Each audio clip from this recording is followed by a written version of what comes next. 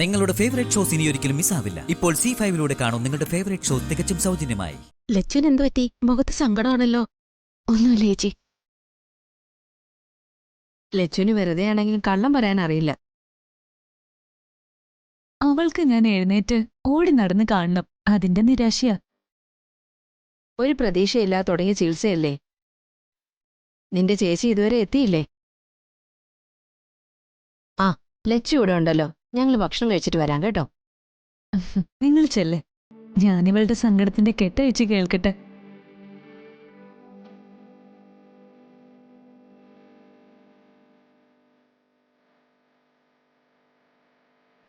ഞാൻ സുഖപ്പെട്ട് വരുമല്ലേ അമ്മു? അവരൊക്കെ ആത്മാർത്ഥമായി ചികിത്സിക്കുന്നുണ്ട്.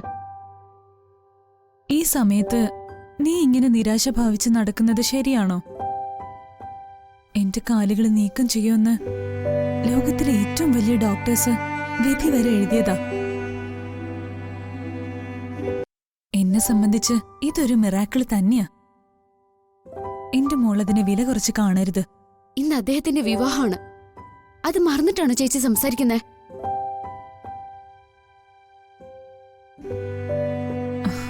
ശരിയാണല്ലോ. സഞ്ജുവിനും സഞ്ജനയ്ക്കും ഒരു ബെസ്റ്റ് വിഷസ് അയക്കാൻ പോലും കഴിഞ്ഞില്ല. മനസ്സ് ചുട്ടുപൊള്ളുമ്പോ എന്റെ മുന്നിൽ ചേച്ചിക്ക് എങ്ങനെ അഭിനയിക്കാൻ കഴിയുന്നേ? മനസ്സ് ചുട്ടുപൊള്ളുന്നത് നിന്റെയാ, എന്റേതല്ല. നീ ഇത്രമാത്രം സ്വാർത്ഥയാവുന്നത് എന്നെ അത്ഭുതപ്പെടുത്തുവാ. എനിക്ക് എഴുന്നേൽക്കാനും നടക്കാനും കഴിഞ്ഞാൽ പോലും ഒരു വിവാഹം നടക്കുന്ന കതിർമണ്ഡപത്തിലേക്ക് ഞാൻ വരുമെന്ന് നീ കരുതിയതേ തെറ്റാ. നീ ഒന്ന് ഓർത്തു നോക്ക്. എന്തുമാത്രം പ്രതീക്ഷയോടെയാ സഞ്ജന നവവധുവായി അവിടേക്ക് വരുന്നത്. ഒരു പെണ്ണിനെ സംബന്ധിച്ച് അവളുടെ ജീവിതത്തിലെ ഏറ്റവും വലിയ വഴിത്തിരിവാ വിവാഹം.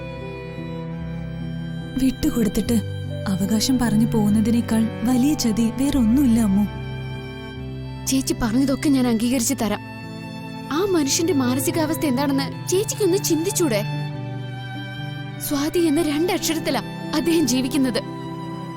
ഇതുപോലൊരു പ്രണയം ഭൂമിയിൽ ഉണ്ടായിട്ടുണ്ടോന്ന് എനിക്കറിയില്ല. ഞാൻ കൊടുത്ത വാക്കില അദ്ദേഹം വിവാഹത്തിന് സമ്മതം മൂളിയത്. അദ്ദേഹം കതിർമണ്ഡപത്തിൽ കാത്തിരിക്കുന്നത് സഞ്ജനയ്ക്ക് വേണ്ടിയല്ല, ചേച്ചിക്ക് വേണ്ടിയാ.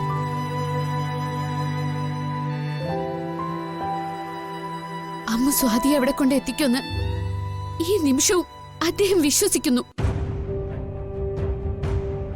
എനിക്ക് ചേച്ചി അവിടെ എത്തിക്കാൻ കഴിഞ്ഞില്ലെങ്കിലോ?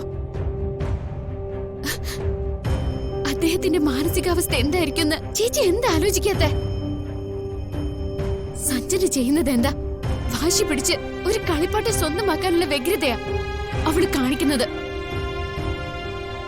ആ കളിപ്പാട്ടത്തിനൊരു ജീവനും മനസ്സും ഉണ്ടെന്ന് അവള് ചിന്തിക്കുന്നേയില്ല. ലക്ഷ്യത്തിലെത്തുന്നതിൽ കവിഞ്ഞ് അവൾക്കൊന്നുമില്ല. അതുണ്ടായിരുന്നെങ്കിൽ ആ മനുഷ്യന്റെ മനസ്സ് കൂടി അവൾ അറിഞ്ഞേനെ. അവള് സഞ്ജുവിനെ എത്രമാത്രം സ്നേഹിക്കുന്നുണ്ടെന്ന് എനിക്കറിയാം. എനിക്ക് അവൾ അനിയത്തി തന്നെയാ.